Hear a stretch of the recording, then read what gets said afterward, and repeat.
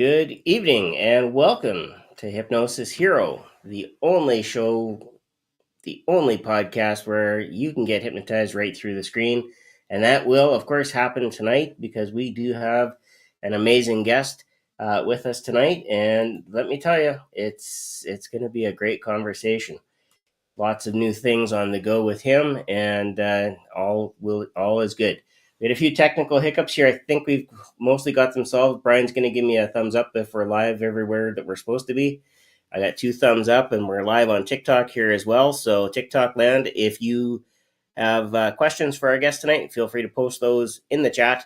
I will be more than happy to ask those as we get rolling through the live. So, and speaking of that, and all those good things, we should bring on my co-host, the co-host with the most, Mr. Brian Bay.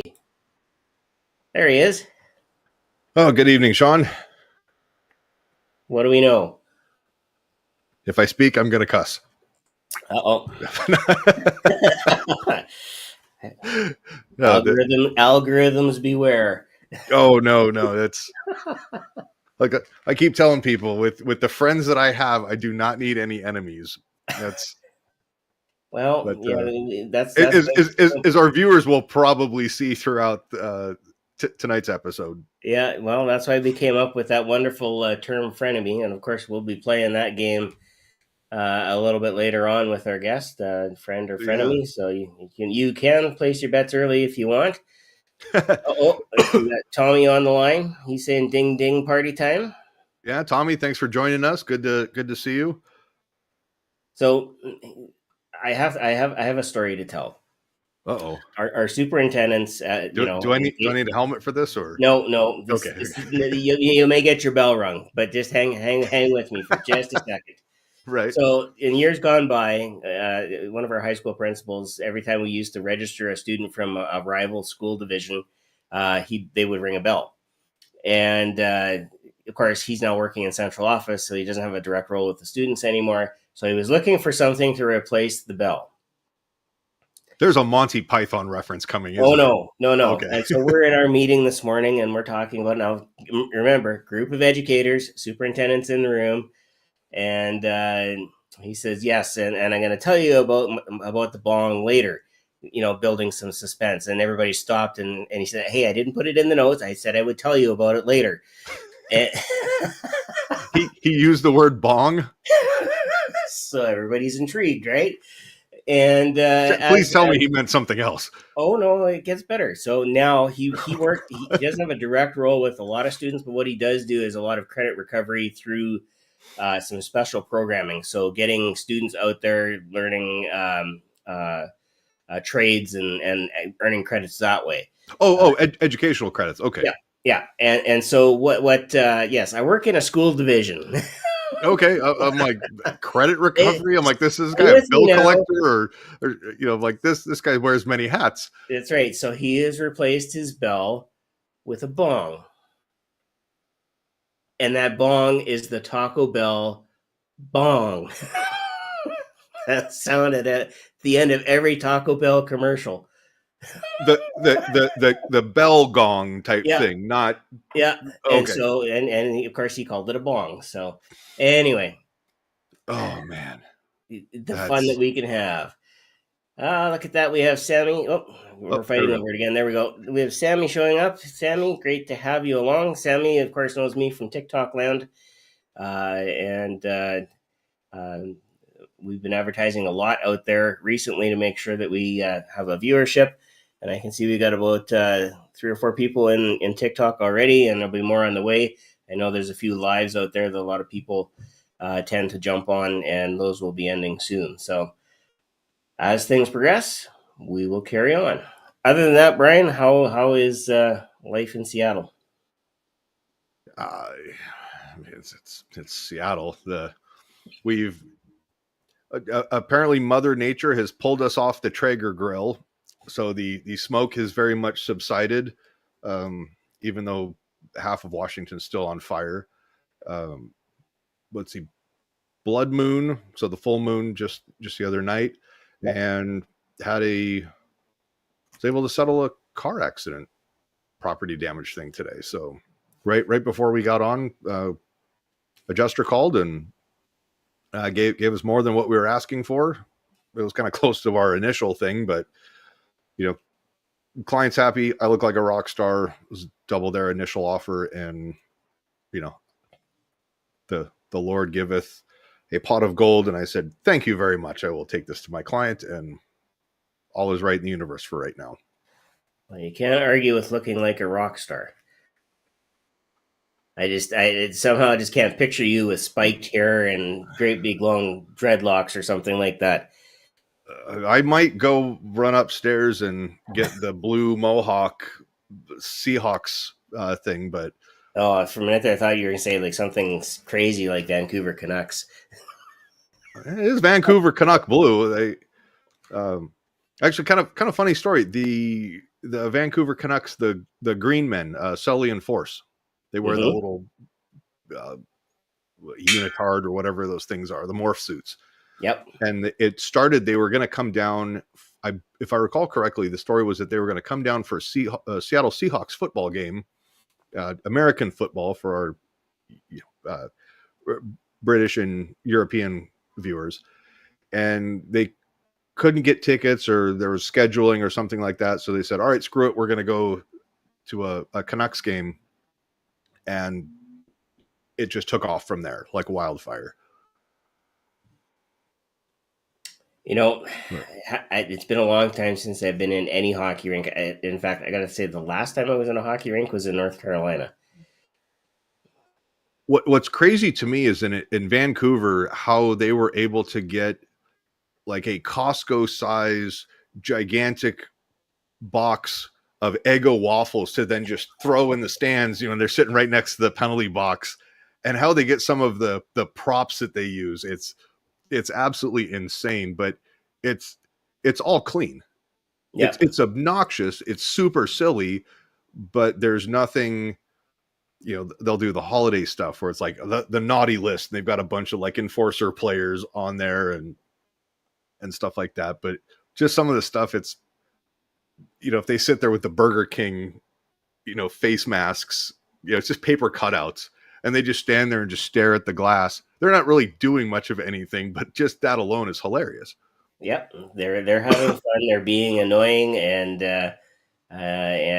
gaining notoriety from it. Mm-hmm. Absolutely. There's a few people like that. We used to actually have somebody. So in the CFL, Rider fans will remember for sure. Saskatchewan Rough Rider fans will remember a guy, but he went by the moniker the Flame.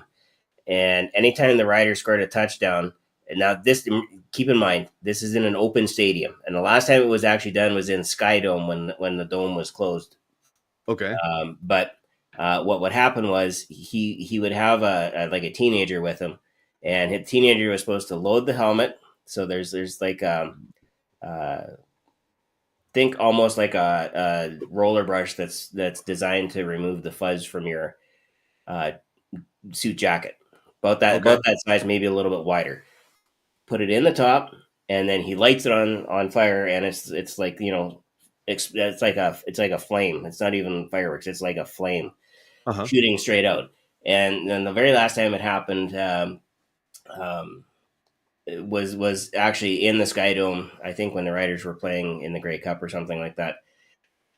And the reason that it stopped wasn't because he blew a hole in the top of the stadium. It was that he and the boy were injured when they were loading the rest of the unused containers back into his vehicle so they could drive back to Saskatchewan. So, but I mean, this thing, if I was anywhere near that thing, I would be making sure I didn't wear any hair product or anything, because it wasn't a small flame. We're talking about something that shot like 3 or 4 feet in the air. Right. And all he had between him and that was a hard helmet, a hard hat that had. I'm like, did someone just like, hey, here's a bunch of oversized Roman candles, they're just gonna, yeah. But So there are kooky fans everywhere that do all kinds of weird things. But speaking of notoriety and kooky and fun and interesting folks, we've got a guest this evening. We do have a guest this evening, and he's been let me pull this across here so I can actually read it while it's in front of me. There we go. The patience of a saint. Yep, let's go. This week's hero has been mesmerizing audiences all over the world for years. Beginning his performance career as a mind-reading mentalist, Judge Mentalist has evolved his skill set and routines to the influential and amazing world of hypnosis. He has hypnotized thousands of volunteers and made each and every one of them the star of his amazing stage performances. And if you've seen any kind of social media lately, I can guarantee you've likely seen one of his social media posts about his shows and the things that go on in his shows. Some of it is just absolutely amazing footage. In his career, he's performed for audiences large and small, public events, school events, fundraisers, and he's assisted nonprofit and school organizations to raise thousands and thousands and thousands of dollars through his performances since 2023. So with that in mind, please welcome to the Hypnosis Hero podcast, Judge Mentalist. What's happening, party people?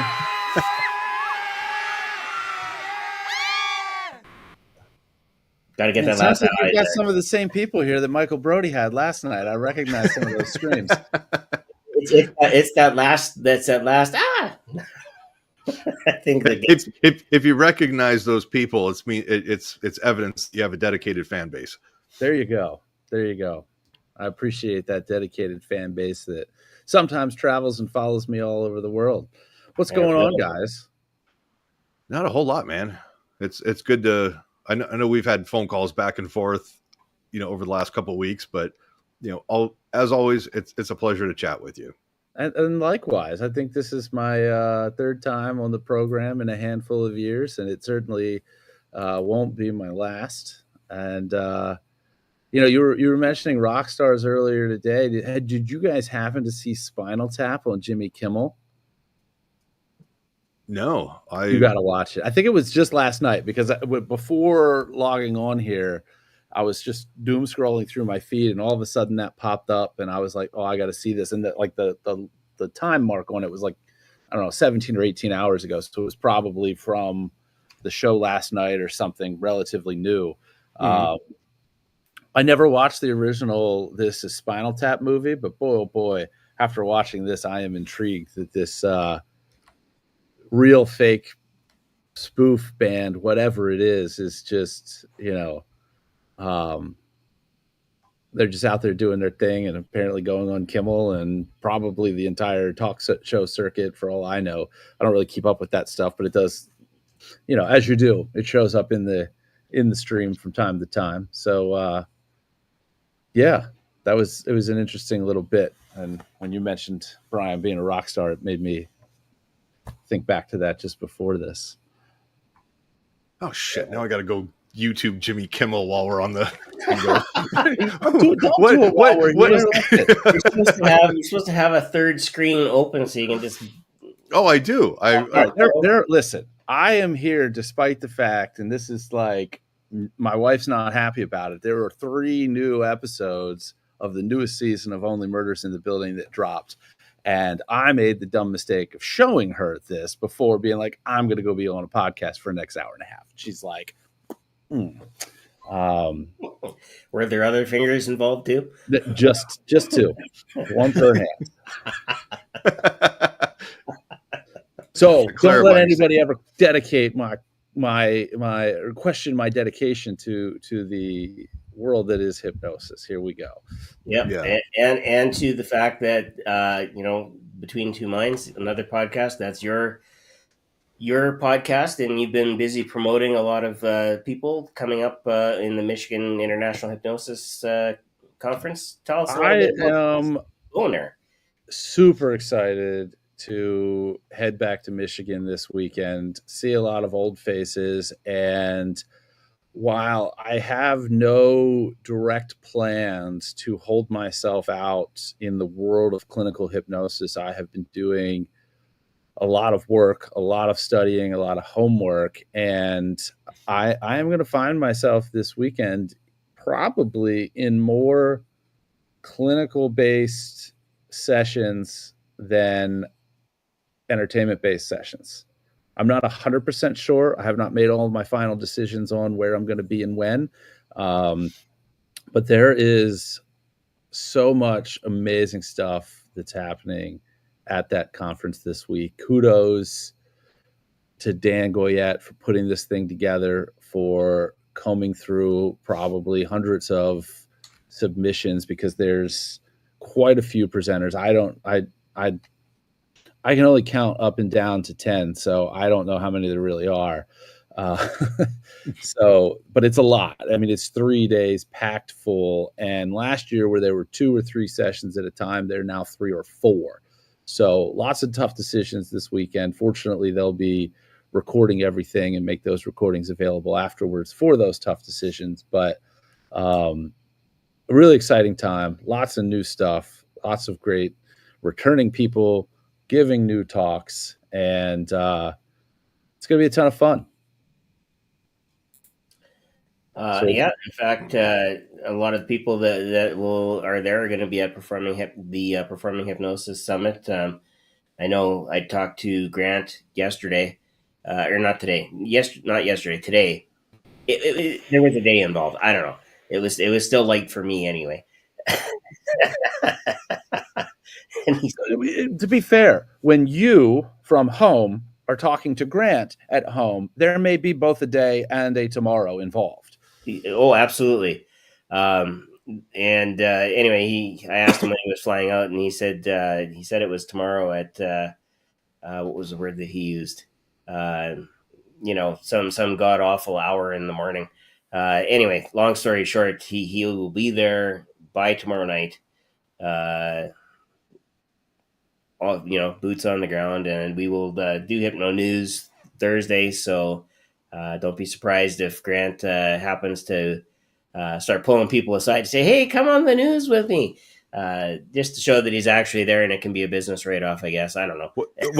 So what's the over-under that Grant makes it to Detroit without any interruptions? Because, and hear me out on this, he's flying from London Gatwick, not Heathrow, to New York on the 24th anniversary of 9/11, and he's going to try to go through customs while Donald Trump is there doing, the president of the United States doing his thing. If he's coming tomorrow, it's the 10th, right? No, I think he's flying on the 11th. Tomorrow. Hang on, I'll tell you exactly what he said. Yeah, I talked to him. He said travel plans here. He may arrive on the 11th, but he's starting his flight tomorrow. I think he said he's driving down late Wednesday night to be able to get to the airport to park, and then for his Sweet Jesus 30 in the morning flight, and then I'm like, if I only knew somebody at either the TSA or customs. The term that he used was the silly o'clock flight. That sounds about right. Hey, you guys dropped a TikTok link for me in the chat, which I think I have updated, by the way. Okay. So if anybody wants to follow me, I think right now it's just at Judgmentalist on TikTok. All right, hang on here. Let me update that, and we'll post it right now. I have no idea if that old link will lead to the site, if there's any sort of cooling off period or what. But no, it's usually pretty instant if you make a change. Okay, so at TikTok at Judgmentalist. Yep. There we go. We'll even flash that one on the screen when it comes up. Yeah, I'm gonna have to update like contact notes for you. It's just that one. That's the only one that's changed. Oh no, it's like website, law firm stuff, website. But I mean, you're doing great things out there. I'm it's tough to hit a moving target, so got to stay on the move, got to keep doing stuff. Yeah, the web address that's there below is dedicated to my upcoming Barcelona Fringe Festival run. Super excited about that because I'm doing an experimental style show where I don't know what any of these routines and any of these shows are going to be, because they will be determined about 5 minutes maybe before the show starts. The Carnival of Dreams is this sick idea that I had a couple of years ago of not quite an improv show, but getting ideas for routines from the audience as they enter. They're going to write them down. They're going to be prompted of, these are some of the traditional types of hypnosis routines. Don't write one of these down. Use them to kind of have a framework for what you can suggest, and then write something zany down that you want to see on stage. But keep in mind, you might be up there on that stage. And then I'm going to take those, I'm going to filter them. Anything that's unsafe, anything that's inappropriate or embarrassing is not going to make the cut. And then I am going to craft a unique show right there on the fly and then do it. You're going to have to somebody from Spain or Barcelona be like, okay, that's illegal. We can't do that stuff. Well, too bad. I got booked for it. They've known for months. Here we go. I am doing a psychological mentalism show should they have a problem with it. No, I meant like this particular skit, like that's a no. Or well, here's the thing. I am going to vet these before they get incorporated into a set list. There is not going to be anything that crosses any sort of barriers, safety or ethics or embarrassment wise. There's not going to be adult material or anything like that. I'm going to make sure that those things stay out of the books. And, I have and will have kind of a backup plan. That backup plan being a set of routines in case I get an audience full of duds that don't put any ideas in the bin. But I'll use this to shill an opportunity for folks to be involved in this thing. I have, and everything related to this run can be found at carnivalofdreams.com. And I have launched a Kickstarter campaign. For anybody who's not familiar, it's a crowdfunding sort of effort where people can pitch a couple of bucks my way to help fund this adventure. And unlike a GoFundMe, you get rewards in return. So for as little as $5, and this is honestly, if I were to highlight one level of campaign and reward here, it is actually the lowest level, where you will be for just $5 American, which is what, like $300 Canadian or something like that these days, or like £2 sterling maybe. That actually might be accurate. It's probably more like 3, but you can be part of a private behind the scenes chat group, which as of right now is likely going to be run on WhatsApp, because I have folks that have bought into this from all over the world.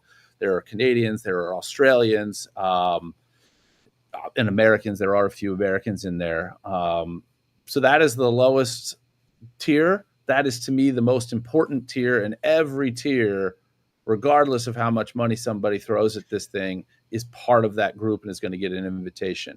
There's swag that I have. I somehow came out here to avoid dogs and have decent Wi-Fi and all of that other stuff without bringing one of these really cool, it's going to be merchandise for the show. It is a hypnosis coin. So you showed that to me, and it's pretty nice. Yeah, if you go to the Kickstarter page, so just go to carnivalofdreams.com. There's a green box at the top. Click that; it'll take you there. You are not obligated to pledge by checking all this stuff out, but you could see photos of the things that are worth photographing. It is a really nice challenge coin that has the Carnival of Dreams logo, Judge Mentalist Barcelona 2025 on one side, and then a hypnosis swirl on the other side. So if you are doing, hypnosis and doing any sort of eye fixation induction, or are using this for self-hypnosis and you do an eye fixation, it's absolutely perfect for that. That is right there, Brian. Thank you. On the Facebook is giving a direct link to that Kickstarter campaign. And YouTube's popping up here in a second. And YouTube in a second. Wonderful. So the cool thing, and the reason that I put all this stuff on Carnival of Dreams is that when they have formally announced these shows, I'm going to be adding ticket links and show dates there. Also, much like what we talked about earlier, where I've done these interviews previewing presenters for conferences like Michigan, like PHS, they actually started this afternoon where I did my first interview of other fringe performers that are going to be at this festival.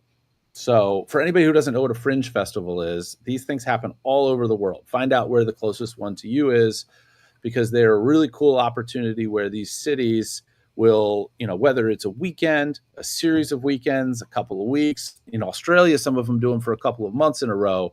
It is multicultural, I'm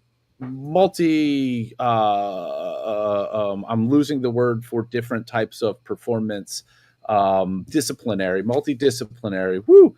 Okay. It's past my bedtime for this old man. So the mind's not working. If I'm not doing a show, which I'm kind of doing a show here, but if I'm not hypnotizing people, I'm sometimes all the synapses aren't firing. But they have at these things comedians, magicians, acrobatics, jugglers, spoken word, musicians, all sorts of different stuff. A hypnotist. I'm the only hypnotist at the Barcelona Fringe Festival this year. Last year when I did Rochester, New York, I was the only hypnotist there. I guess I'm the only hypnotist that loves losing money, because there aren't, it is very, very difficult to, especially when you're traveling internationally, to actually turn a profit on any of these shows. So it's a fun adventure. And if you were interested in that show concept, there are two tiers that are available where you can either suggest routines. So I will write them down on the slips of paper and throw them in the bins at each of the shows. And if I select and use one of your routines, I'm going to clip out that video and send it to you. There's also a tier where if you want to make sure that I use your routine idea in this show, it's a little bit more of a higher tier, and there's only 5 of them. I think 2 or 3 of them have sold. So there's really only 2 of them that it might be 2 or 3 that might be available still. We will have leading up to this powwows on Zoom or Google Meet or whatever works to actually write a routine together that will go in the show. So an opportunity to collaborate and kind of fine tune. Collaborate. You come up with an idea. We'll work it into a routine that has some twists and some turns and multiple phases to it, and get a little conflict going there. Again, I think 3 of those have already sold, because this is all right. So the coolest thing, the most humbling thing about this, probably, I did a live stream last Thursday to walk through, and I had been promoting this Kickstarter, for about a month and a half leading up to it. And I had about 60 or 70 people following it to get notifications. And I knew that some of those people weren't necessarily going to do it, but I was juicing the algorithm a little bit. So I did a live stream and launched this thing last Thursday afternoon live after walking through all of the different reward tiers. And for any of you hypno junkies out there, and I hope me using those 2 words together, at least the second word there, doesn't get this thing flagged on any social media channels, because some of them like to flag that second word. But if you love hypnosis videos, there's a tier where you're going to get every video from every show that I do during the Fringe. As of right now, it's at least 3. So you're going to get a minimum of 3 hypnosis show videos for $50, which most people, myself included, are selling these things after their shows for $25 a piece. So there's already value there, and you get to be part of the group, and you get to suggest a routine, and you get all the swag, including that hypno coin. The campaign launched live and 100% funded in 19 minutes. So that's awesome. That was crazy. I was super excited about that. And we are, last I checked, we're just under 200% funded, which is super excited. I am hoping and waiting that the momentum that it's gotten, and if it continues to get momentum, will get picked up on Kickstarter's site so that it pushes it out. Because really, I just want to grow this community. I want to grow an interest in hypnosis. I want to grow and understanding. So, the cool thing and what I'm looking forward to with that group, which again, like I said, that $5 tier to me is the most important tier. There's going to be behind the scenes stuff, thoughts, hiccups. You're going to see the venues that I'm performing in before anybody ever does, or before the days of the show, because as soon as I get to Barcelona, I'm going to be bouncing around to these different places, because the 3 shows that I'm doing are in 3 different venues.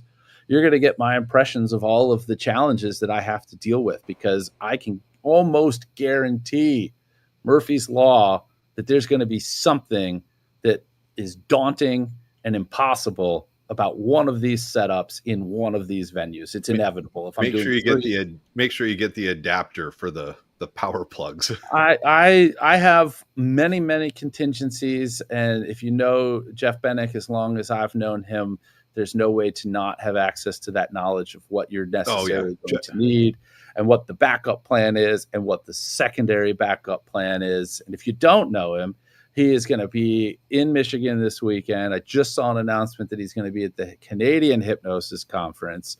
Oh, that's awesome. I don't know, because I have nothing to do with PHS, but I'd find it hard pressed to believe that he won't be there and presenting. He usually does Heartland as well, and many of the straight up clinical conferences that I can't even tell you the names of, because I'm not really, I've got like a toe in that world. I've got them all listed out on Hypno News. So on Thursday, you can find out. He is a fantastic resource because he was a sound engineer before he got really into performing hypnosis. So he knows all of the angles. There are no snafus that I'm sure that man hasn't dealt with and just plowed through 100 times. Yeah. It's and Jeff's he's a really solid guy. Yeah. The 2 times that I've met him, it's just amazing, the stuff that, like, the stories that he tells about the production and the technological capabilities that he has to put into his show. I'm like, man, I want to get on an airplane and fly over to the Netherlands and go see it.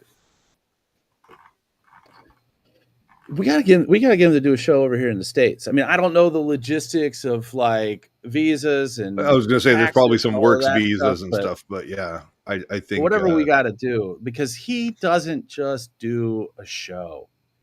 He launches a production, and I haven't seen it in person, but everything about what he describes and talks about with this is absolutely incredible. And like many of the presenters at these conferences, super giving with his time, his knowledge. You've got questions about something, if he's got answers to it, it's not coming with the, hey, slide your card through here on Square and then I'll talk to you. It is just, here you go. And with his, I'll comment and kind of expand a little bit on his presentation back in January for the 2025 conference. Is he says, he talks about how much it adds to the show, and every bit of what he says is true. And then he says, call me, get a hold of me. We'll set up times to collaborate, answer questions, share ideas. If you need, recommendations for equipment or how you can, do some of the effects, he's like, we'll do that. And he says, if I need to program, lights and audio and everything else, he's like, I'll work with you. Like, obviously there's a cost, because that's his profession. That's his day job.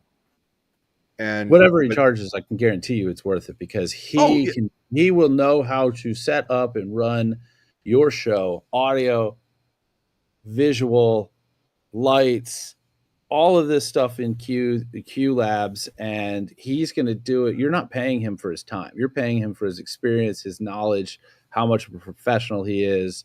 But a lot of that stuff, if it's like, hey, how does this work? Or what do you suggest?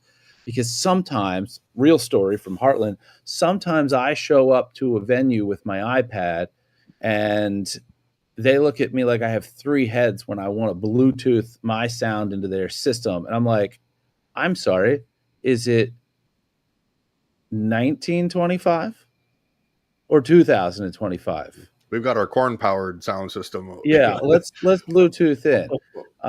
So now I have a device that will hook into their board in any of the conventional things, and I Bluetooth to that, and now I've Bluetoothed into their system. And he talks about, if you go into any larger venues where there's a proper theater, he says, if you will get me the stage dimensions and the type of speakers and this, that, whatever they have as far as their soundboard setup, he goes, a lot of those places will have the tech specs, and he goes, I'll optimize the sound for it. And I'm going, and if you're doing a cruise ship, all of those cruise ships, as far as I know, already have Q labs. So the ability for you to be like, here's my show. Gone. Yeah, and he goes, oh, you're going to this new place. All right, boom. Let me make some adjustments. Awesome. Now I've got preset for these venues, and you can do, the ability to work with him. He's like, okay, here, I'll upload this, and it's all remote. It's amazing. I'd say let's ring him and bring him into this chat, but it's probably 3 or 4 in the morning where he is. So. There's about a 50-50 chance he might still be up. Who knows? Or he's just waking up and just thinking, I should get my first cup of coffee of the day, and what the heck, my phone is ringing. Yeah.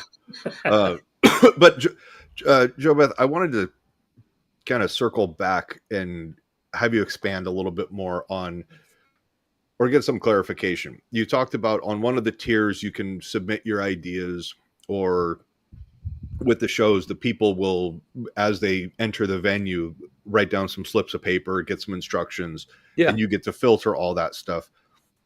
How do you navigate through, any sound that might go with that? Like, do you just have a big soundboard and your sound guy goes, all right, I can kind of throw some of these sound effects and I'm just going to roll with this to see what you're going to be just as surprised as anybody else?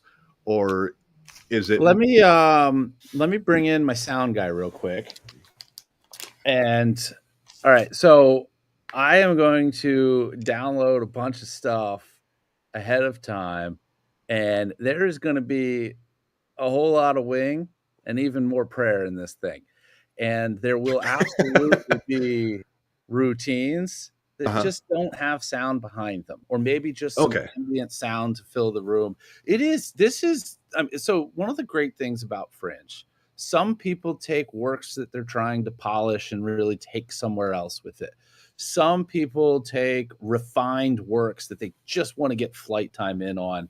And some people take truly out of the box, experimental, let's just have a crack at it type of stuff. And that's really more the category of what this falls into.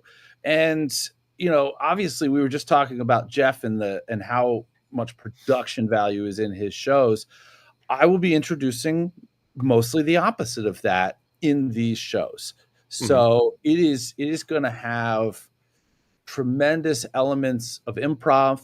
There is going to be next to no precision outside of absolute dumb luck on my part with respect to having and being able to throw together audio tracks on the fly, basically writing a show 5 minutes before performing it. So, well, it kind of brings an element of authenticity.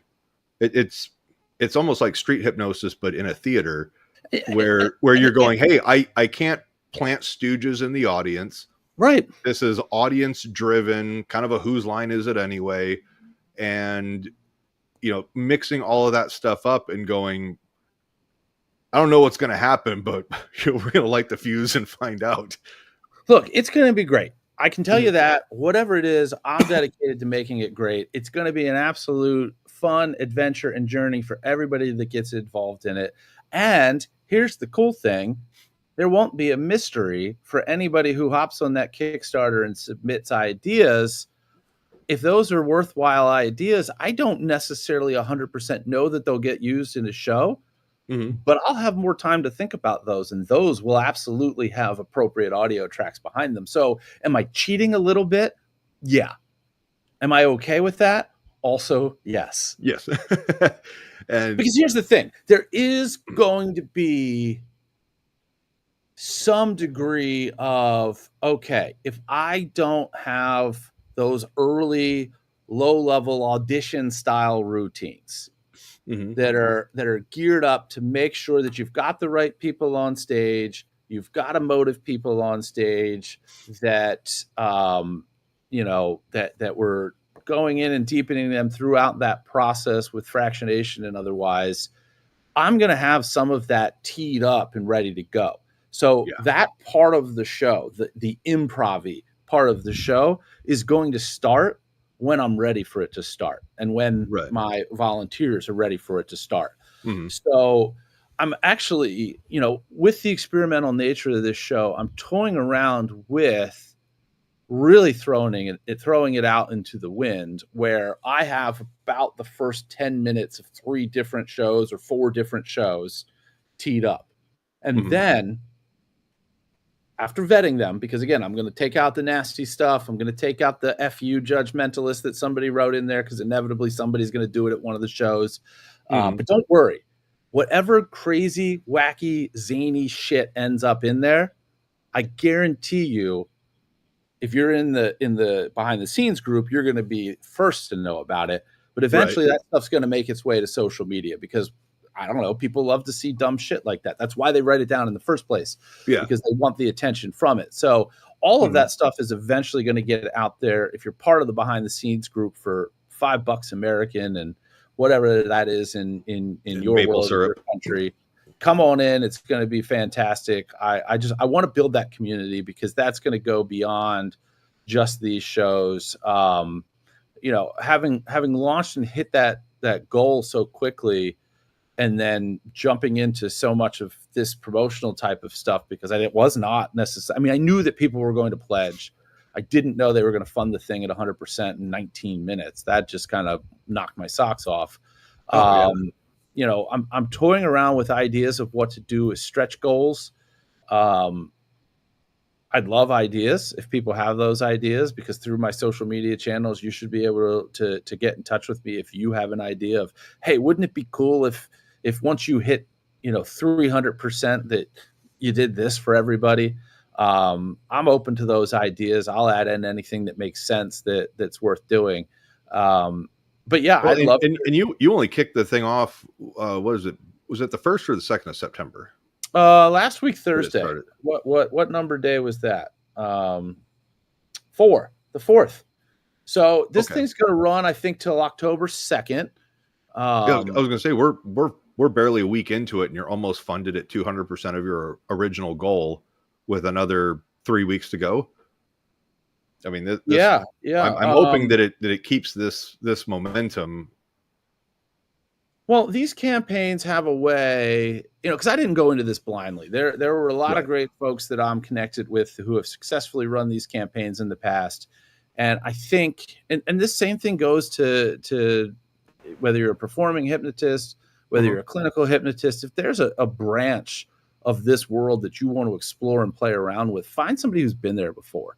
Ask them questions. As we've talked about before, whether it's booking shows or setting up sound and audio sound and audio, lights and other things like that, or routining, or Michael Brody and I are going to have a nice talk in Michigan about improv and just making sure that talk to people. This is a very open and welcoming community. People that are going to talk to you and help you out. Whatever it is, don't go it alone. Don't wing it. So I had a lot of great advice on how to set this thing up and get it going. Some of the ideas for some of the perks came from other people who have been there before me. So I mean, this is the success of it, certainly not by accident. It went better than I thought it was going to go, but there's still, like I said, there's still 3 weeks to get involved in it. But what I was told to expect was a bump at the beginning, almost like a reverse bell curve, quiet, maybe a few trickle in here and there, and then spike up near the end. Because what will happen, regardless of whether I get the traction in the middle that I need to really elevate it longer term on the site, at the end, it's going to show up as projects that are ending soon. So you almost inevitably get that last minute push. Sometimes you have people that are watching it to say, hey, I don't even want to bother putting my pledge out there until I know this project's going to be funded. Because Kickstarter, unlike a GoFundMe, if you don't hit 100%, nobody gets charged. Nothing happens. The project dies. Okay. But obviously we're past that. We're, like I said, we're almost at, last I checked, we were at like 183% or something like that. Mm-hmm. No, that's awesome. It kind of reminds me of a kind of a funny story that Grant was telling me, kind of similar to, or he had a similar idea. It was a number of years ago where he says, all right, I'm gonna have my computer synced up to the projector, and I'm gonna, jump on Twitter back then. And he goes, so I'm gonna tweet out, hey, send me ideas, and it's gonna be real time up on the screen behind the volunteers. And you can imagine how that went really sideways really fast. Well, the thing is, we have to remember people will find the lowest level possible of the use of any tool. For sure.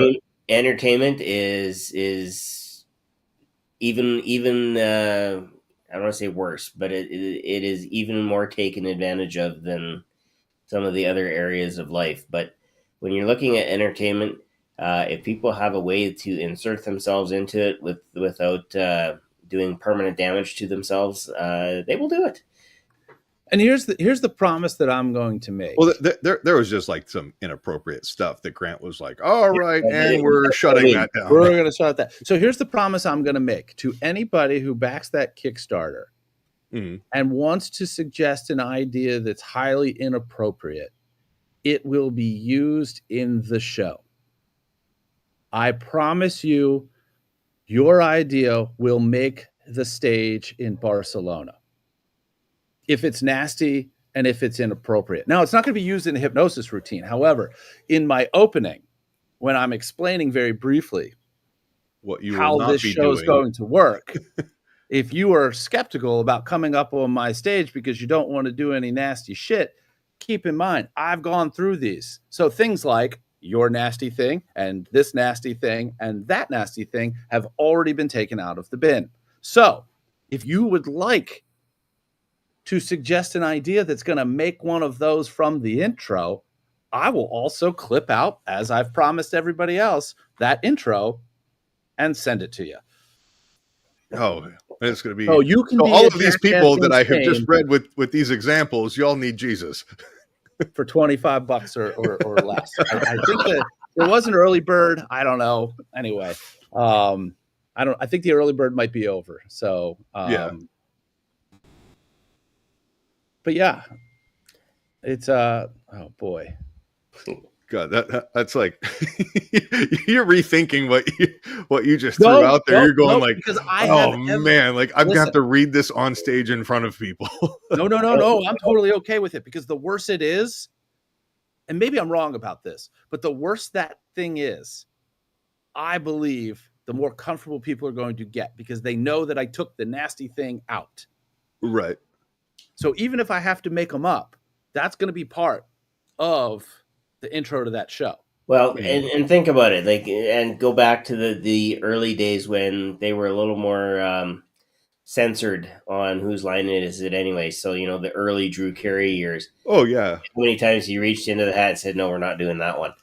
You wonder what was on that sheet of paper that we're not doing. And now there isn't pretty much anything they won't tackle because there is no censorship. No, you're not reviewing World War II history from the early 40s. I'm curious as to when I do that bit in the intro, if one of them is such that it gets me some boos, because the people in the audience want me to do the thing that I said I wasn't going to do. Oh, I'm 100%. It's like, oh yeah, we definitely want to have a PG show, and I'm sure you've covered this a few times in your shows. It's got to be PG or PG-13. I mean, that's what it is. And the minute you get the volunteers up on the stage, you realize there is no way. PG-13 left the building like 10 minutes ago. I will say And that's something I would put in one of my, contracts and waivers is like, I am responsible for what I say and how I present the show. I'd make no guarantees or take responsibility for what the volunteers say in an altered state of mind. Certainly true.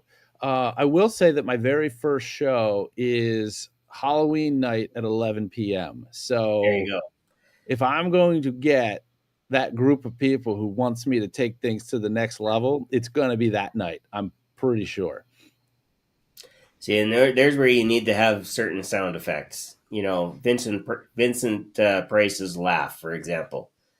Got to have that. I definitely within my go button, which is what I use to run my sound. It's kind of like the junior version of Q Labs because I don't have all the other bells and whistles going.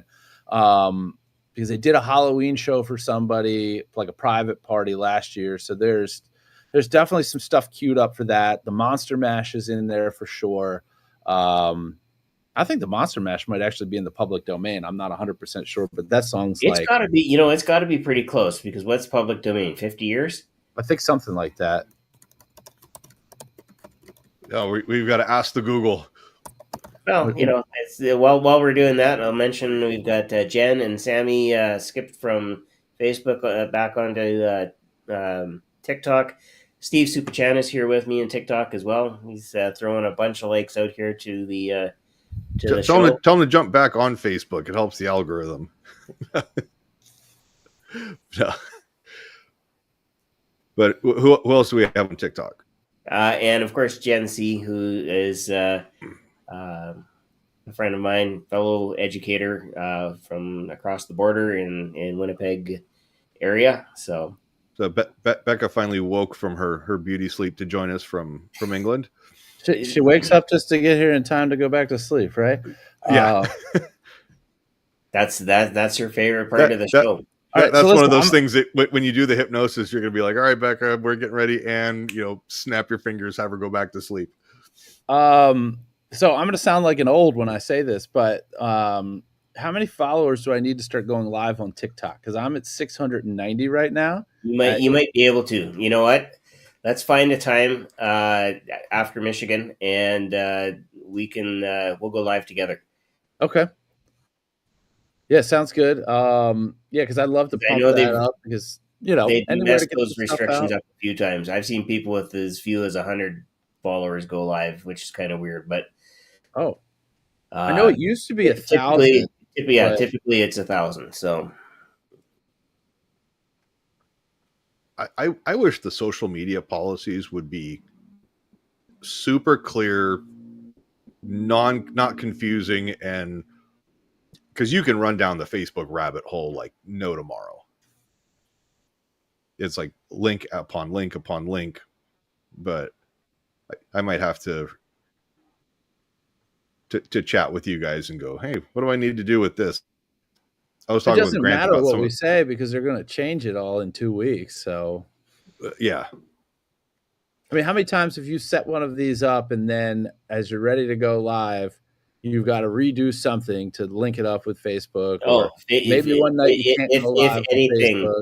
Yeah, if there's been any one platform that has been problematic on a semi-regular basis, it would be FB.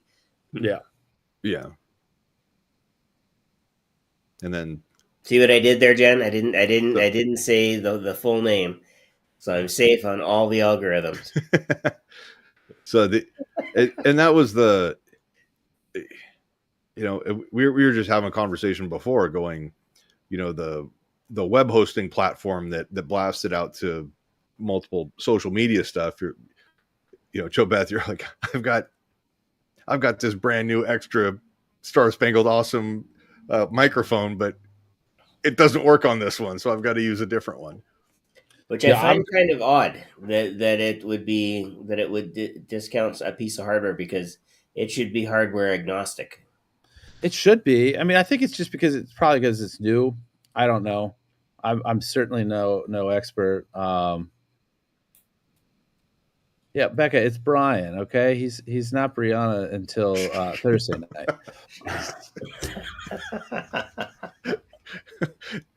her autocorrect is getting shit talked about me. It's so Maybe it's an English pronunciation, Brian. Yeah, there we go. No, the metric version. Don't give me that I'm garbage. gonna go with that. Yeah, pretty soon TikTok's we're gonna have to edit it out, and it's gonna sound like some Navy guy typing out Morse code, going the red coats are coming, but it's all good. So All right. No, let's do this. Go ahead. Let's plant this seed. We are going to be playing Friend or Frenemy in a few moments. So, by all means, please place your vote now. Is Judgmentalist a friend or a frenemy? Dun, dun, dun. And now back to our regular programming. No, I was going to say, do you want to, Joe Beth, do you want to talk? I don't think we're done. I don't think we're done with Becca. Fuck. And demonetized. We are now in the world and the era of the pre-hypnotic suggestion. Jesus. It is locked in. I called it. I'm like, we're with friends like you guys, who needs enemies. But no, I was gonna say, well, my train of thought is still boarding at the station. Did you want to talk about some of the success that you've had with your fundraising strategies, platforms, stuff like that? Anything that you've been doing as of late?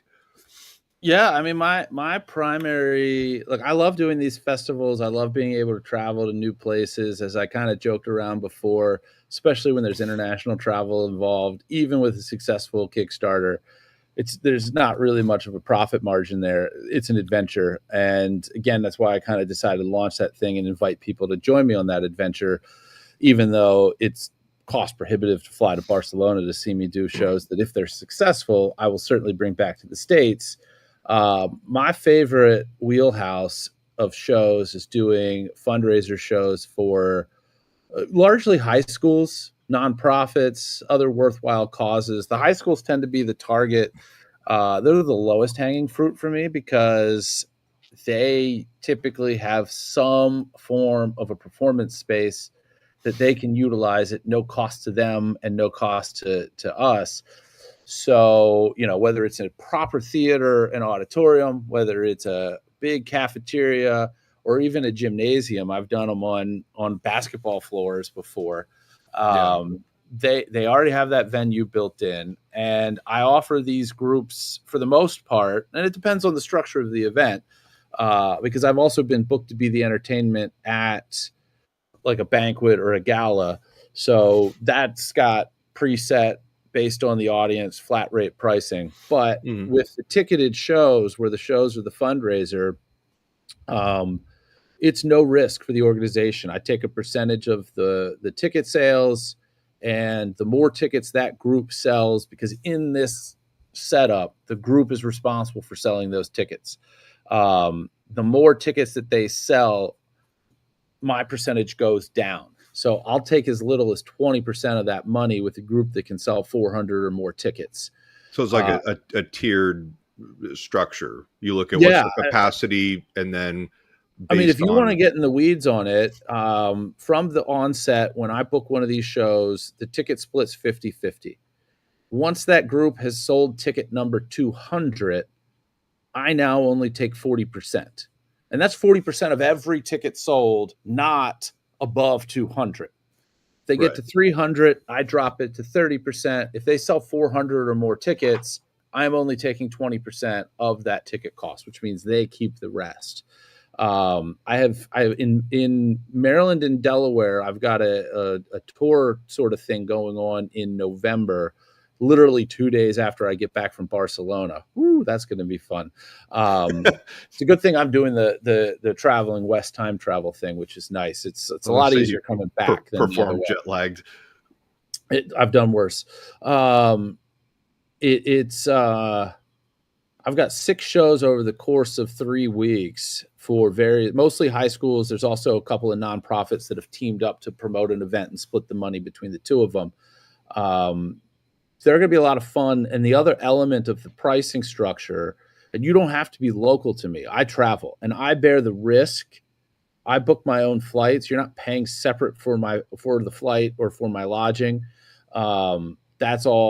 That's the risk I take in booking these shows. Now, I'm going to vet you and make sure that you've got an organization that's capable of selling enough tickets for me making it worth going out there. But I'm going to bear that risk.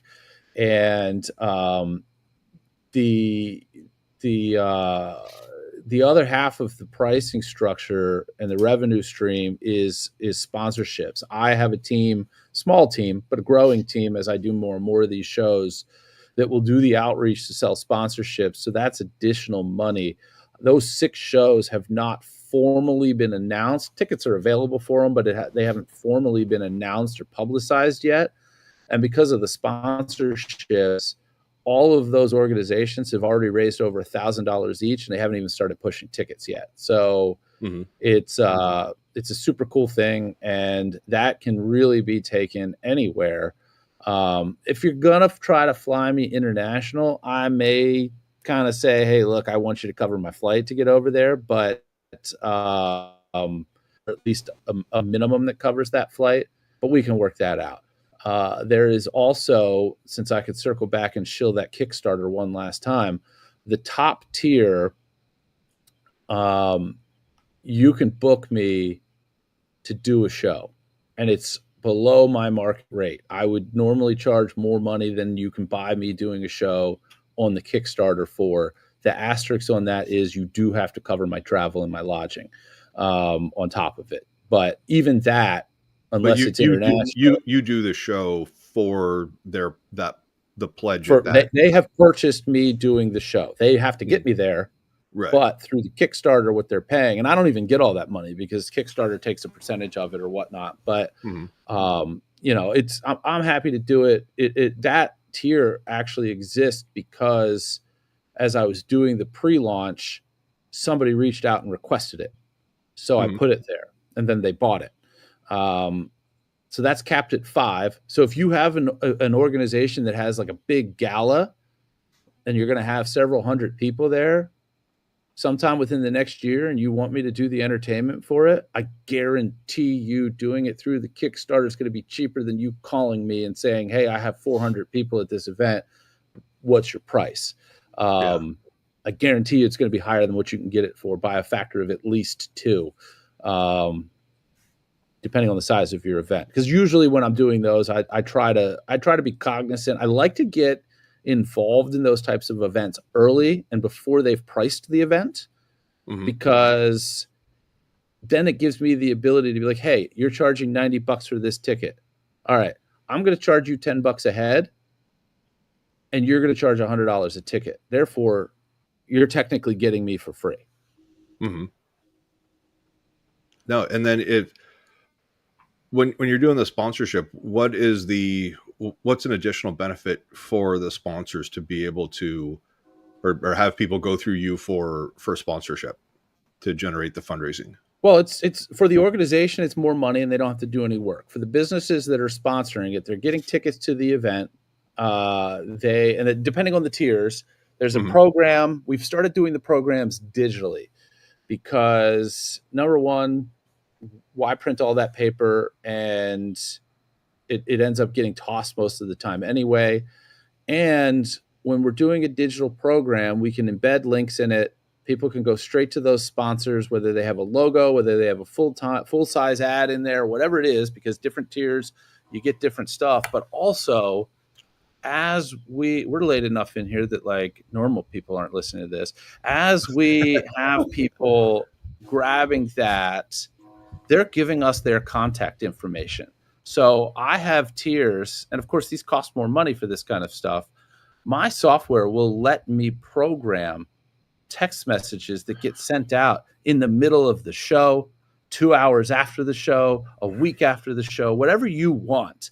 So if you want to put I have a nonprofit. It's a 501c3. So all of this stuff, you're going to get a tax receipt for all of it and everything. So So is that the 501c3? Is that a charity organization? Correct. Yeah. And Okay. it is used to basically route these sponsorships through organizations. If we're working with an organization that might not have that status, Right. but the business wants the benefit of writing a check to a 501c3 and getting that tax receipt, done. We and here's the thing. I from time to time will lecture on this and go through the blueprint of how I do this. If I were to do that lecture today, it's not going to be the same lecture than if I do that lecture 6 months from now or a year from now, because we are constantly finding cracks in the boat and filling them. Every single thing, because I didn't always have the 501c3. The 501c3 is there because businesses were like, well, can I get a tax receipt? And it was a time in which we were doing a benefit show for a gal who was, fighting stage 4 cervical cancer. And that's just an individual. She doesn't have tax status. Right. She doesn't have a 501c3. So I was like, well, can't do it this time, but I'm solving that problem for next time. So it literally was one show that we got the blowback. I'm a problem solver. So there was a problem, it presented itself, and it's never been a problem again. No, that's awesome, because I think that, from a business standpoint, when you're asking for businesses to, donate money for that, they either have to go, are we just giving this money away? Is it coming out of our marketing budget where, again, we're giving it away and kind of trying to write it off best we can? Or in your case, hey, I just donated to a charity and I reduce my taxable income. Right. And well, that, and you get, I'm more likely to give more if I'm able to. Yeah, I mean, it works out real well. We've had a decent amount of success with it, and my hope is specifically for this run of 6 shows that collectively, not money raised, but money specifically raised, given to these organizations, these schools, and the nonprofits. I want to eclipse over 50K in those 6 shows. Not an effing word, you guys.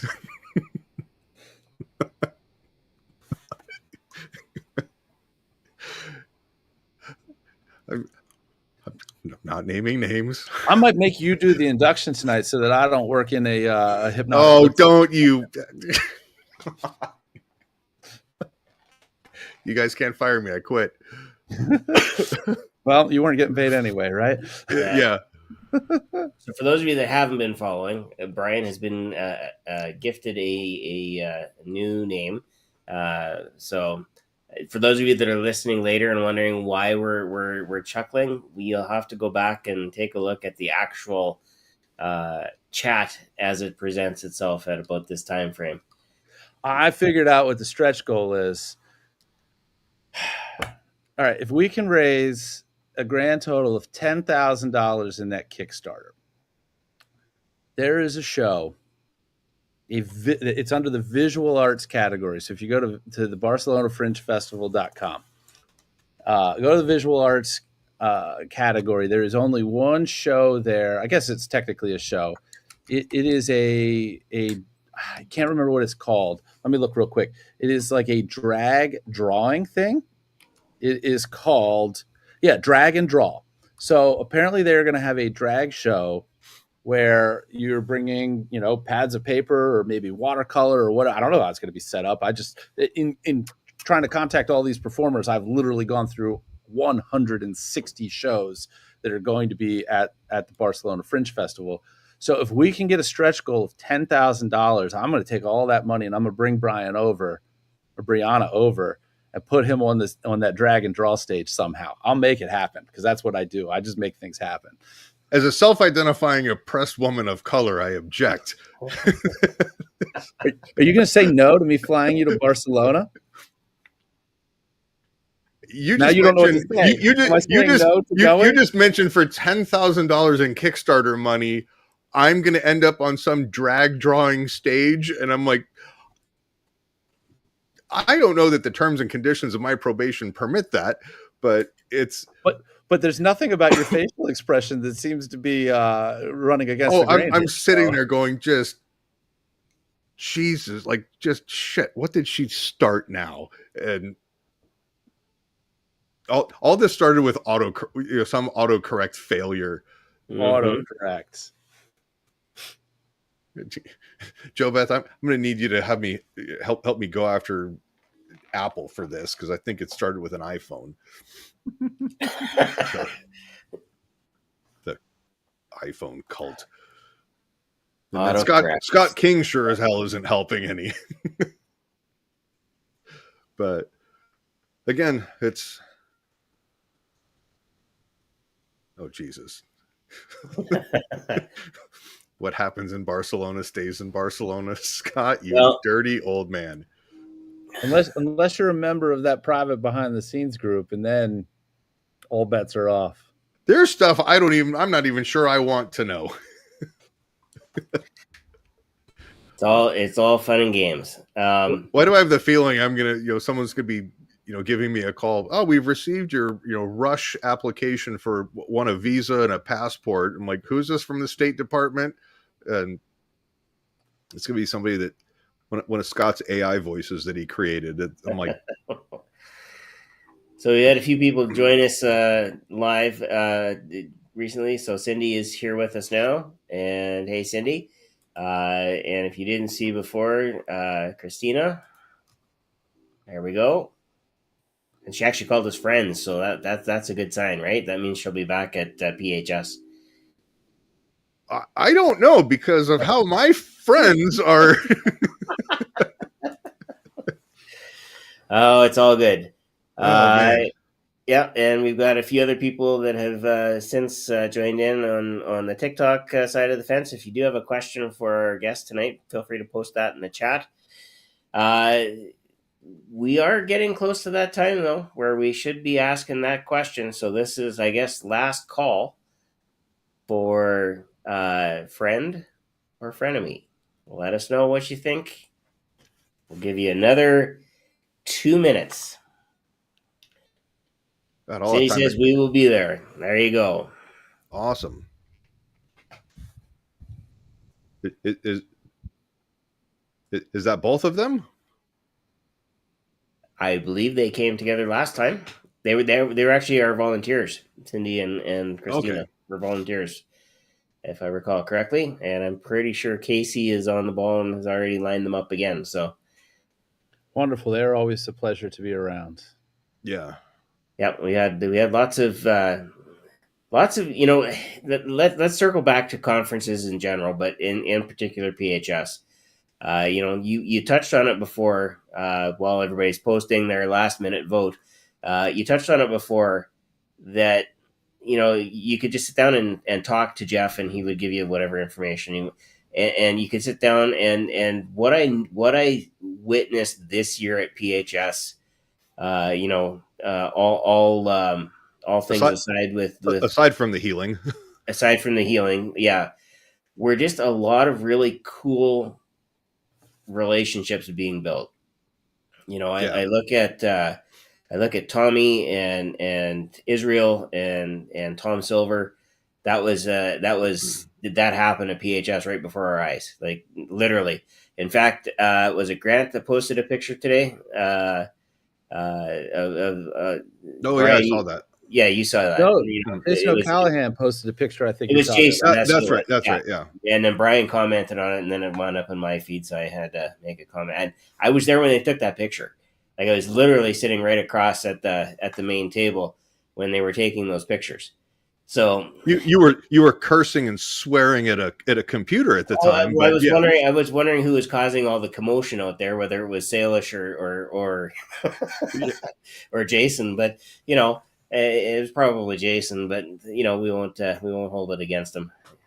But those are the cool things that happen at a conference where you're not rushed. And it's not to take anything away from some of the bigger conferences. Mm-hmm. But when you have a conference where you can sit down and literally say, okay, what are you doing about this? and case in point, we all went for drinks after. Oh gosh, what day was it? Was this Saturday night? Saturday night or Sunday night? One of the two. No, it was Saturday. Between Wednesday and I think Wednesday was kind of a blur. Yeah, we went for drinks one night and we got talking about different routines, right? And I remember I was sitting across the table from Christina, and she was talking about the fact that she was doing the for the number that you forget, and I think it was like 4, if I recall correctly. And I said, well, I usually use 2 because then I can stretch it out. And now we're sharing ideas, and you don't get that at every conference. At some of the other conferences, you can run in and out and never meet another soul. But at a conference like this, you actually get to make some connections. And as you make those connections, not only do you find a new friend, you find out, hey, there's more people that are like you, or maybe we're not all completely, totally weird, just sort of, and, and you get to learn from them, and there's always something to be learned in every story that we tell. Scott, you're a dick. I'm over it. We're totally demonetized now, So anyway,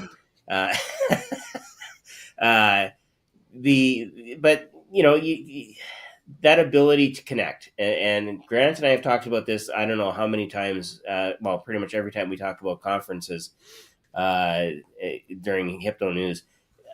It's so important, and this is one of the few communities. And I, being an educator, there are some portions and some personalities in the education community you don't get to connect with because you're not on their level. That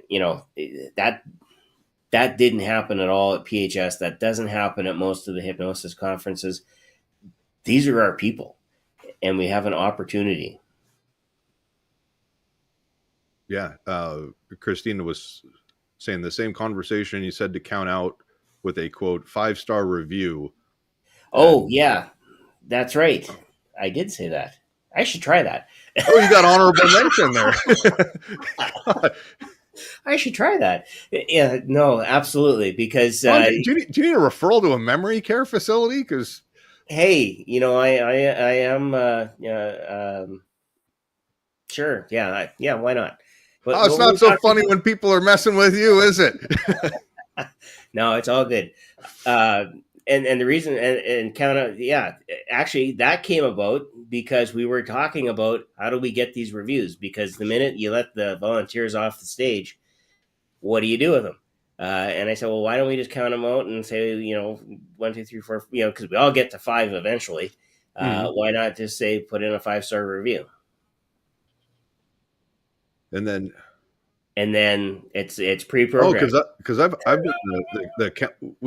I've seen the counting down. It's like 5, 4, 3, 2. Right, but on the way out, so we're at the end of the show. You're counting them. You're counting them up, right? No, it's all good. All right, I think it's that time, Brian. It is time to ask the question. You can ask it this time. If you say anything other than what is planned. All right. This is not about I'll eat this is not about I'll eat it if it's there. This is your That's not helping. This is Are your you asking the question or are you answering the question? Yeah, Brian, let me finish the question. I haven't even asked the question yet. I'm setting the parameters. Judgmentalist. Does pineapple belong on pizza? Yes or no? Unequivocally, absolutely yes.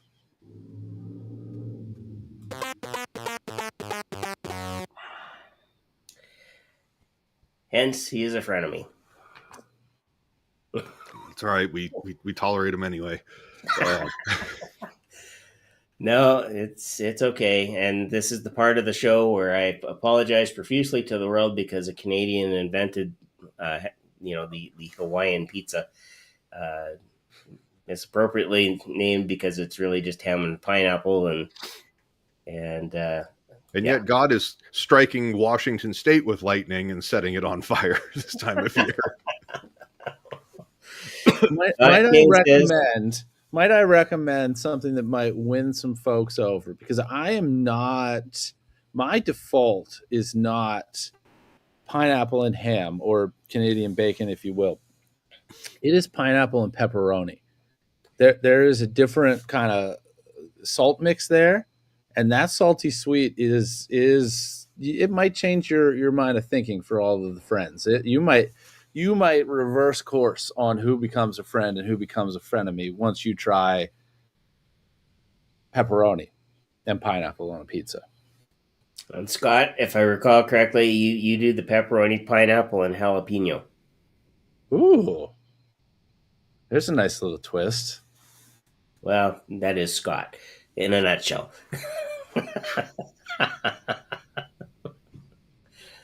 All right, we got all of our digs out now. Oh no, I'm waiting for more from Scott. Joe Beth is like, oh, the salty sweet, and I'm like, Scott, you shut your whore mouth. Yeah, we're not making any money on this when it hits Spotify or Apple. You might get a warning from the FCC. They're gonna ban my account. I blame England for this. Oh. Yeah. See, pineapple and pepperoni. That's the move right there. I don't know. Somebody pronounced bacon wrong, because pepperoni bacon is my go-to. See, and I could for pepperoni, definitely yes. I could even have the ham or Canadian bacon. Mushrooms, I can live with that. Not pineapple. All right. There's so much going on here. Yeah, and it continues. Oh God, Scott. Who knew when you said at the beginning, Brian, what's the good word, or how are you? And I said, if I speak, I'm going to cuss. Little did I know that was the preamble of the fecal matter matinee that was to come. Oh, but alas, we're going to... Mushrooms and banana pepper. What sort of... We're missing something. Cajun confusion is that?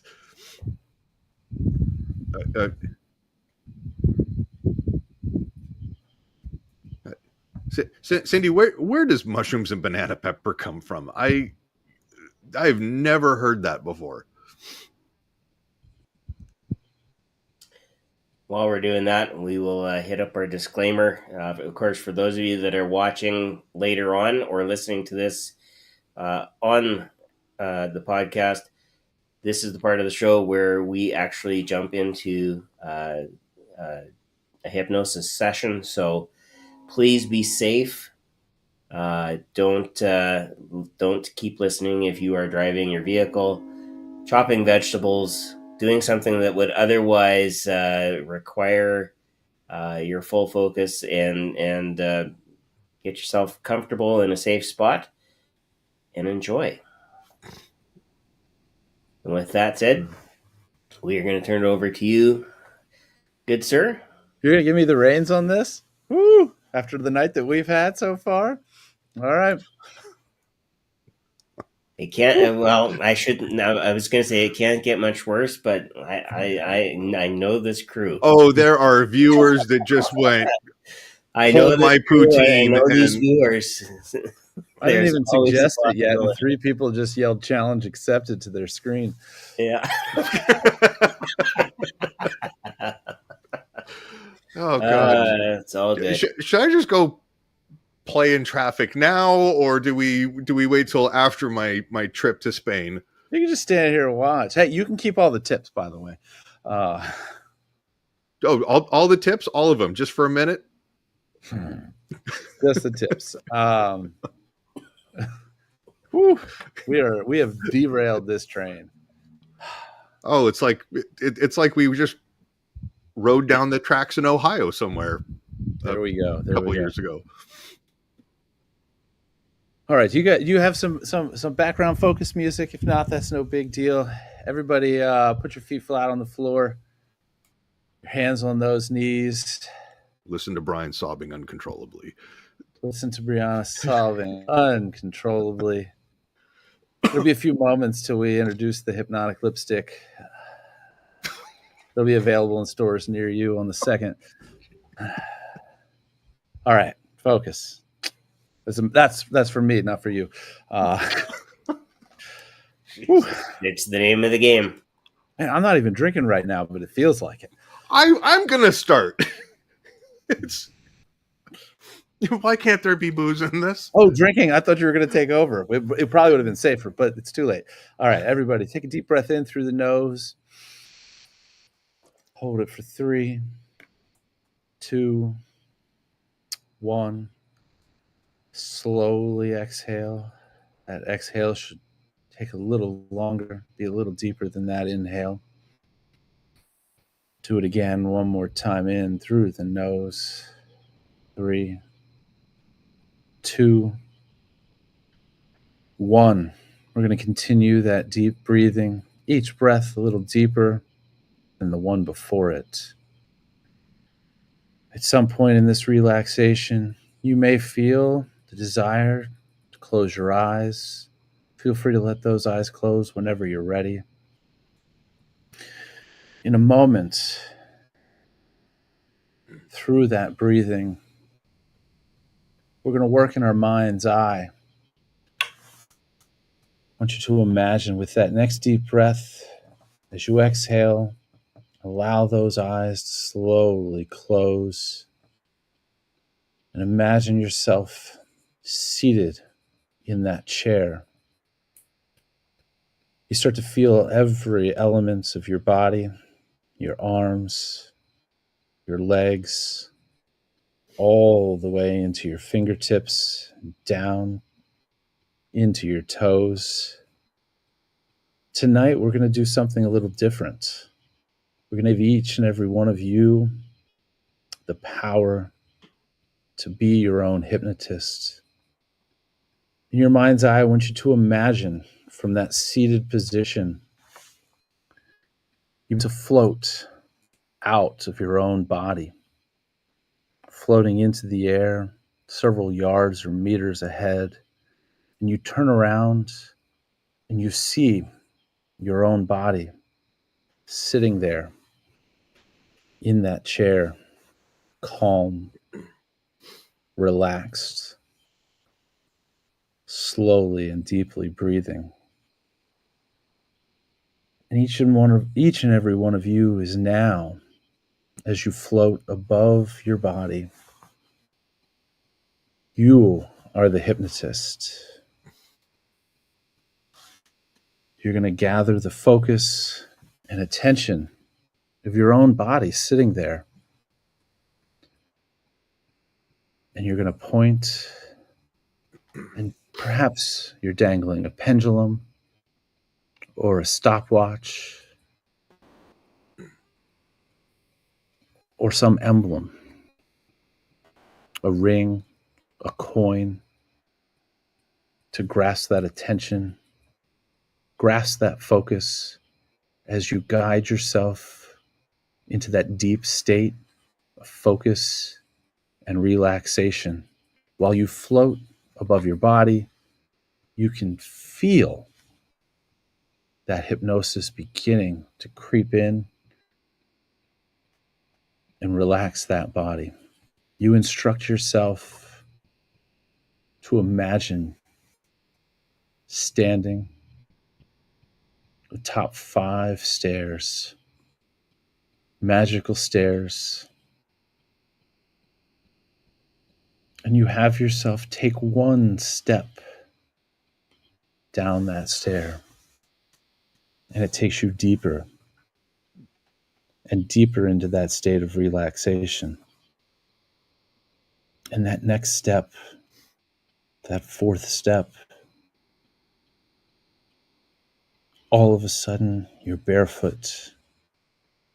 You can feel what feels like the ground. Crisp, spring-like grass right between your feet, feeling deeper and deeper into that trance state. You instruct yourself to take that third step, and that relaxation washes all across your body, from your head down through your legs into your toes as they meet that second step.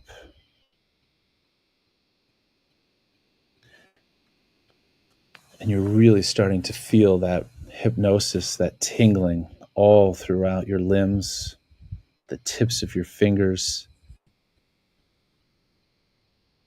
And you're going to take yourself now on a journey. As you take that final step, you find yourself in your mind's eye looking around into a beautiful imaginary garden surrounded by fields of wildflowers and other tropical plants that you've never seen before, as if they've grown from the deepest depths of your own imagination. Each step that you take along a soft and welcoming path in this garden fills you with a refreshing sense of clarity. Each step you take, each new plant that you recognize and start to breathe in unique and sweet smells from this tropical garden, grown mostly from your own unique imagination. Each step bringing more and more clarity. Any sense of stress and relaxation that you carried with you just begins to trickle away. And off to your left, you notice a slow, babbling brook.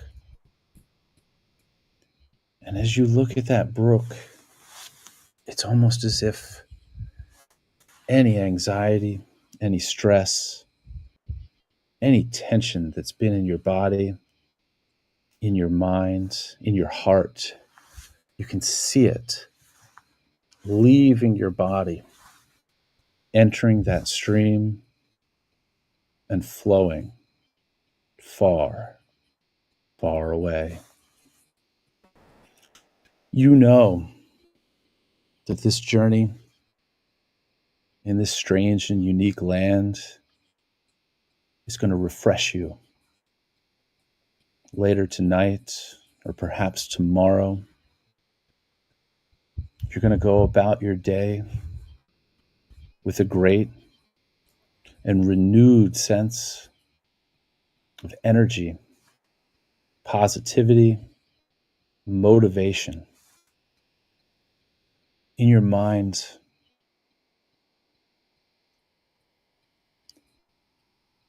you'll think of a challenge, something that's been perhaps a little difficult for you, something that you've wanted to overcome.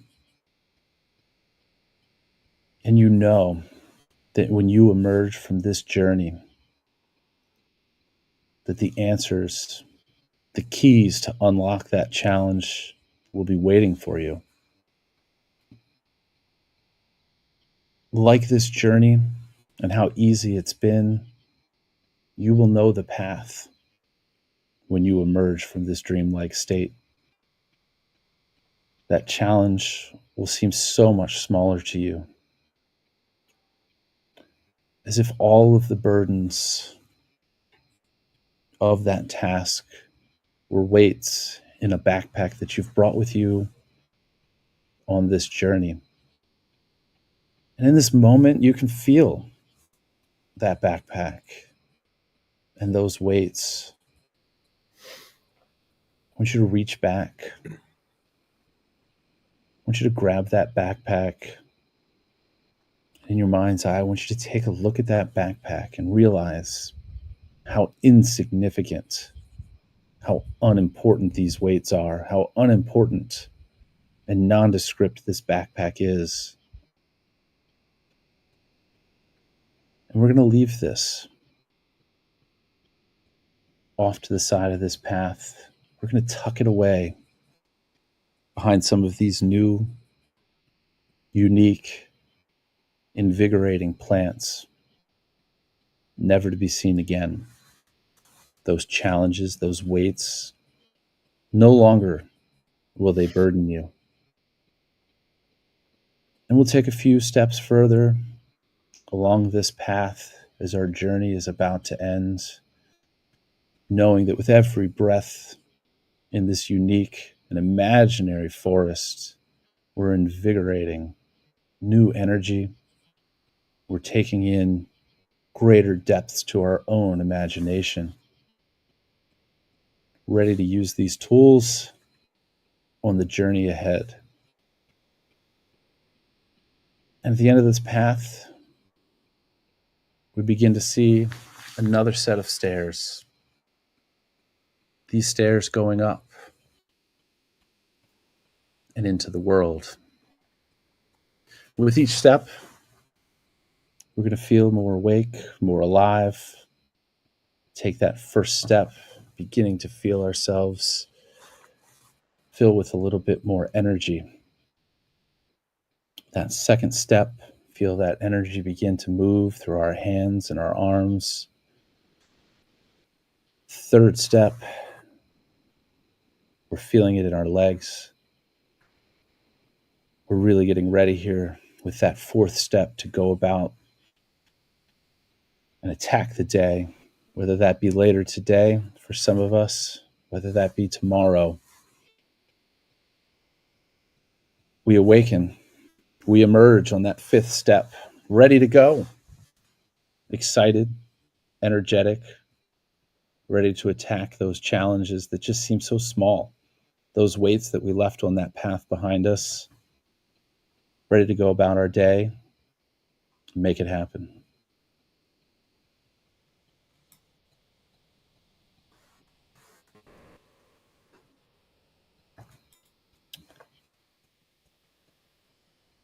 If your eyes are closed, open those up, take a little stretch, feel that energy flow through you.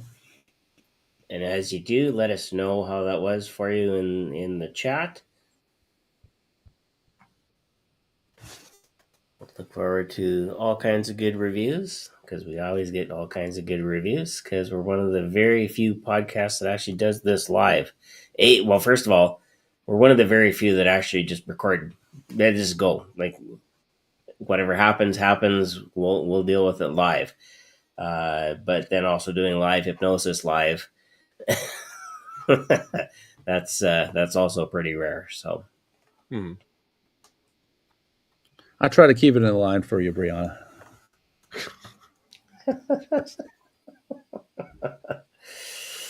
I noticed this time, unlike the last time, you didn't close your eyes at all. I can. Oh, I was like, no, we are not going there. Hey, you know my rules. I'm not going to embarrass anybody. Not in that condition. Christina says that was awesome. Thank you. Mad shout out to Christina. Back in, what was that, the end of April, we got thrown the opportunity to do not one, but two of those post-prom shows. And we decided, hey, we're going to tack these together and we're going to do a duo show. And Oh, because you guys were at what, Heartland in In St. Louis? Heartland, yeah. Yeah. And you know, we could have done it in a way where it's like, okay, you do a couple routines, then I'll do a couple routines, and you do a couple routines. And you know, we wrote this show while driving to the first show, and that was an adventure in and of itself. And we decided that no, we're going to do this show together, and it just kind of clicked. You know, we wrote a script, but there was so much just kind of banter back and forth and improv and taking moments and running with them. If anybody, everybody's got my social media. There are some clips of those shows out there. If anybody that's on here wants those, I will send you guys the videos. I'm sure that Christina doesn't mind. If you have an objection to that, speak now or forever hold your peace. But anybody that mentions this show and wants to see those videos, just let me know. I'll fire the links across. Hit me up on any of those social media channels, or she's got them. You can grab them from her. That's cool too. She was on here a couple of weeks ago. Yeah. A couple months ago. Yep. And actually she did tell us about your road trip. Yeah. Yeah. Time isn't real. Whatever all that is. I don't know. Somebody mentioned today there's portals opening in the sky and whatnot. So yeah, it's all relative. All right, Becca says, thank you, that was great. She's feeling so happy and calm and a bit drifty. Go to sleep. So. Your work here is done. But oh, it's all good. You know, I should have done something for you where anytime that she says that word, that name for you, that she goes back into trance. Maybe next week. Maybe next time. And then for Scott, every time he does that, he just slams his wiener in a sliding glass door repeatedly. Oh, now you guys aren't monetized next week either. Woo! It's like a register, and you just tipped it off the scale. Oh, it went the polar opposite of the gas meter. The give a Shizoli.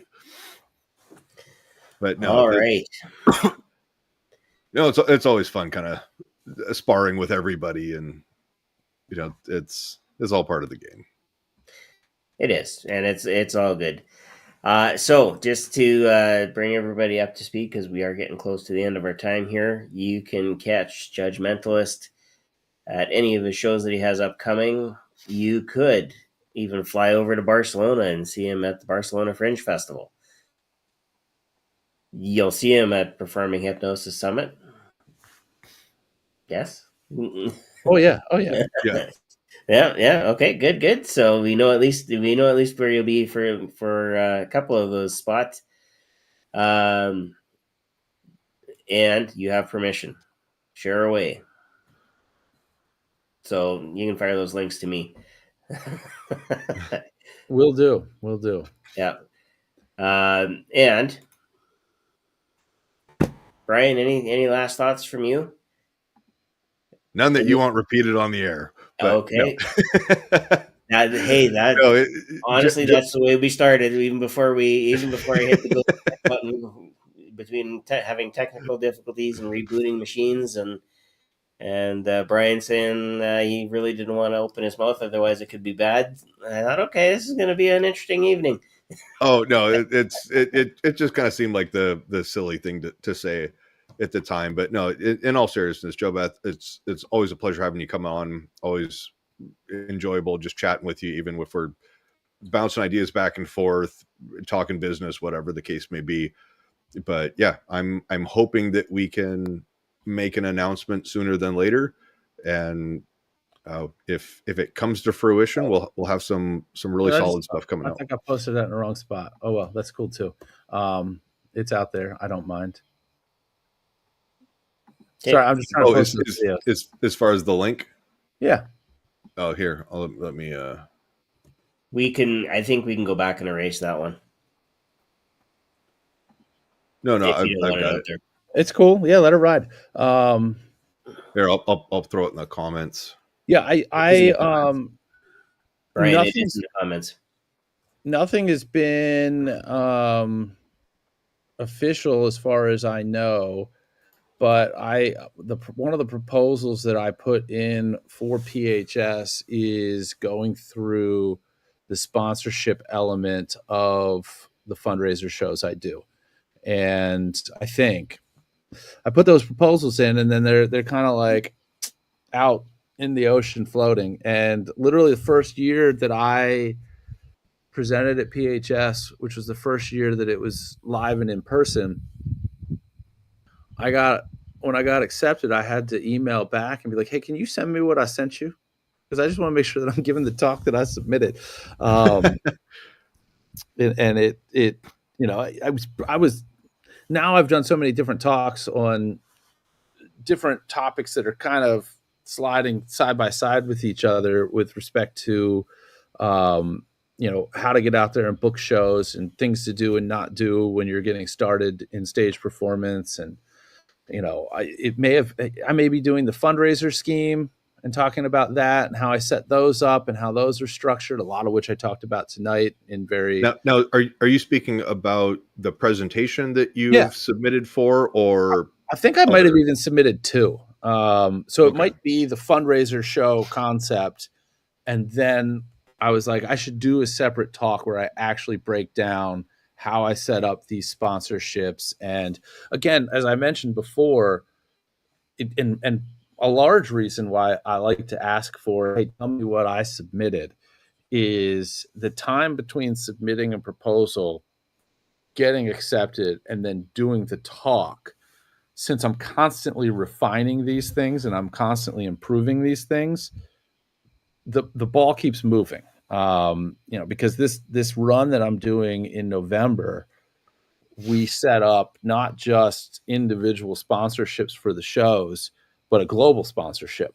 So now somebody can sponsor all 6 of these shows on the run for one price, and it's cheaper than breaking them down 6, individually.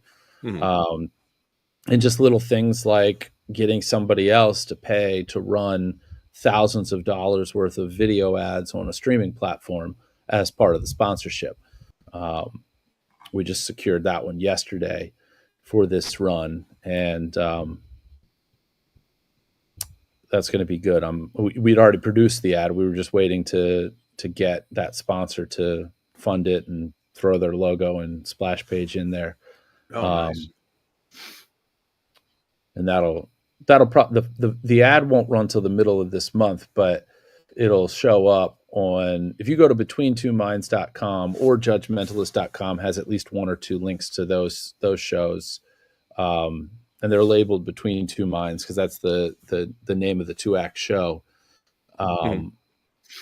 Within a couple of days, the video that's at the header of those ticketing pages is going to then be the new updated video with the sponsor logo and the splash page at the end. So, the cool thing about when I do these talks is that these are not, hey, I have this crazy idea that I think might work, go try it. This is all battle tested stuff. This is all, you can see the evidence of me doing these shows and booking these sponsorships and raising this money for these groups, and what the ads look and what people get out of their sponsorships. Outside of just giving them tickets to the shows. And by PHS, I'll have the new, because this run will start me doing the digital programs. And then I'm kicking in a personal sponsorship to make sure that I'm getting people to actually give their contact information to download the things, because you're also going to not only get the digital program, but you're also going to be entered. Somebody is going to win probably an Amazon gift card and maybe a swag package for, t-shirt, show video, lapel pins, probably those Hypno coins, because I had quite a mess of those produced. Yeah, and then I'm really hoping that we can the other stuff that we had talked about that we're kicking around and trying to get sorted out and finalized, I'm really hoping we can bring that to fruition and actually make an announcement on that. Well, I think it's rounding third, and all of there are certainly some details of the next level elements of what we were talking about that might not be formalized right away. But yeah, with Grant and I at the same place, we're almost getting the wave around third to run home. Yeah, I think that this thing probably gets put together in 90% ish format by this weekend. So be on the lookout, because if we do get it all put together, it will exist with early bird pricing. And if you want to, if it happens, when it happens, if you're interested in elevating your game as a performer in a very, very real way, especially for somebody that's just getting started out, this is a way to do it. So that's all I'm going to say on that topic. Yeah. Just enough to, hook, line, and wait for them to wait for the bites to start coming along. Yeah. So just going to wet the whistle. The cool thing about this is, with respect to the Carnival of Dreams show and the Kickstarter, is that I don't know exactly who's here other than names that I've seen in the chat, but more than half of the people that are here tonight have already jumped on board and are part of this thing. So that's pretty cool and exciting. Yeah. Again, I love the idea of this adventure and bringing people along with me without them having to take a week of their time and come to Barcelona. But now, at risk of picking the scab, $10K is the stretch goal. $10,000. I don't have to get dressed up in drag, do I? Why not? It's not as bad as you think, Brian. And I'm going to leave it at that. I have questions that I'm not sure I want the answers to on that, Shawn. Because there are mental images I can't unsee, and that's why I'm going to leave it at that and say until next time, when Brian and I are back on the air with the Hypnosis Hero podcast. Take care, stay well, and be awesome. Stay free, guys. Good night, everybody.